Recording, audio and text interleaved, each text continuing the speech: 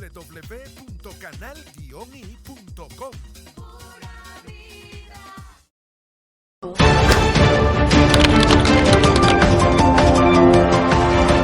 Bien, estamos de vuelta con ustedes a la 1:18 de este martes 10 de mayo. Algunas organizaciones no gubernamentales, tal como comentábamos antes de irnos a la pausa, han alertado, han manifestado su preocupación por una posible persecución por parte del Ejecutivo Nacional, por parte del Estado venezolano a estas organizaciones que hacen vida en materia de derechos humanos, en materia también de trabajo social, por la aprobación en primera discusión, en la continuidad que ha tenido el proyecto de ley de cooperación internacional que se debate en la Comisión Permanente de Política Exterior de la Asamblea Nacional. Una de esas organizaciones que ha fijado posición es Provea y está con nosotros vía Zoom Rafael Uzcategui, coordinador general de esta organización, Programa Venezolano de Educación, Acción en Derechos Humanos. Rafael, muchísimas gracias por estos minutos que nos vas a acompañar.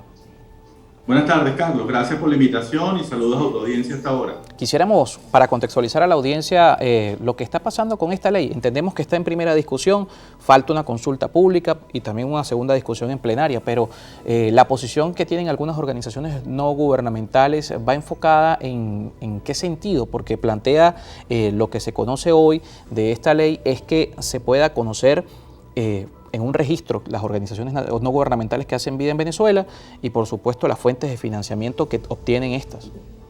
Claro, sí, gracias, Carlos. Bueno, esta propuesta de ley tiene varios problemas, ¿no? El primero de ellos es que cuando uno lee la justificación de la ley, es una justificación absolutamente política, toda la primera parte de la normativa.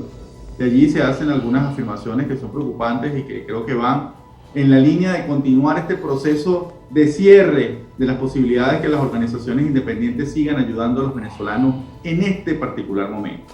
Luego, cuando uno revisa la propuesta de los articulados, uno ve que un primer problema está con la creación de un fondo por parte del gobierno. El gobierno dice que va a crear por esta ley un fondo para que sean las autoridades del Estado venezolano las que reciban todo el dinero de la cooperación internacional, es decir, todo lo que apoyan las embajadas presentes en Venezuela o estas organizaciones internacionales humanitarias y promotoras del desarrollo y los derechos humanos, y el Estado venezolano es el que va a distribuir esos recursos de acuerdo a la jerarquía, a las prioridades y a las afinidades de las organizaciones que estén inscritas en un registro. Entonces, el primer problema es que por todas las situaciones de opacidad institucional, por las dudas sobre la legitimidad del funcionamiento democrático de las autoridades, mucho de ese dinero que hoy se pone para ayudar a los venezolanos no se va a colocar en manos de las autoridades. Eso va a disminuir el dinero para crear comedores populares, para que las escuelas de fe y alegría sigan funcionando, para que Cáritas siga dando alimentación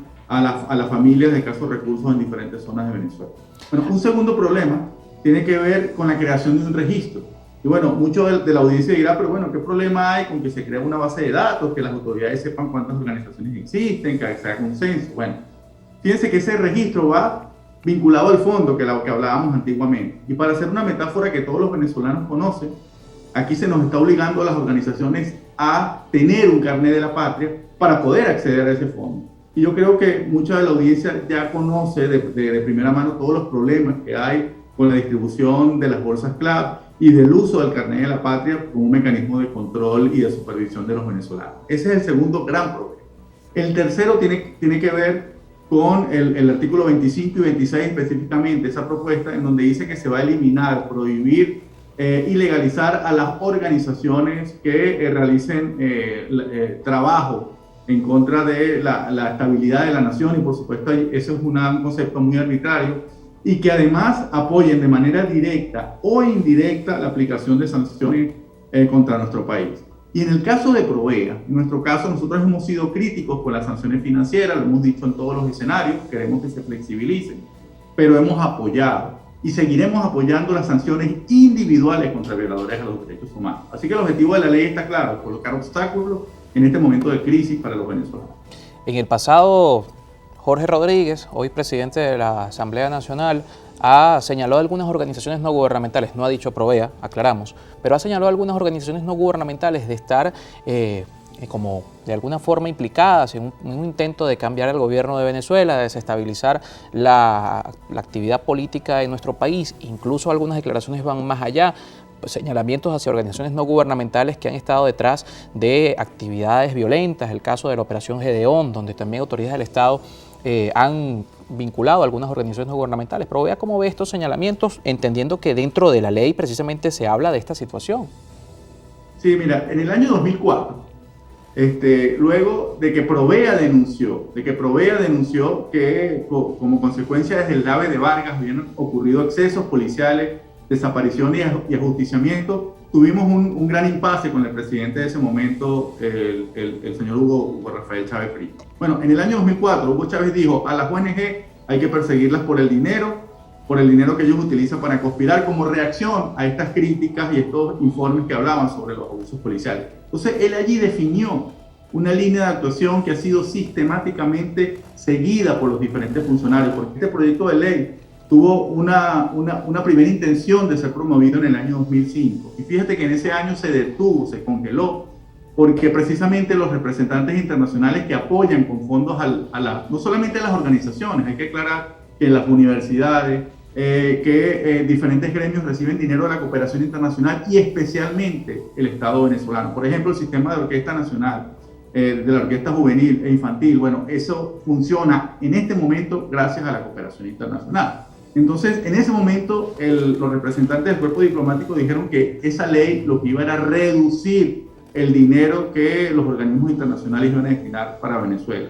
Y en este momento de crisis necesitamos manos amigas, todos los apoyos suficientes para que los venezolanos que viven esta situación de desigualdad puedan tener manos amigas para poder satisfacer algunas de sus necesidades. Entonces, esto es una continuación de esa política sistemática de criminalización y, en segundo lugar, es un pase de factura, es un cobro, porque las organizaciones de derechos humanos hemos logrado la investigación sobre Venezuela en los organismos internacionales de protección, específicamente en la Corte Penal Internacional.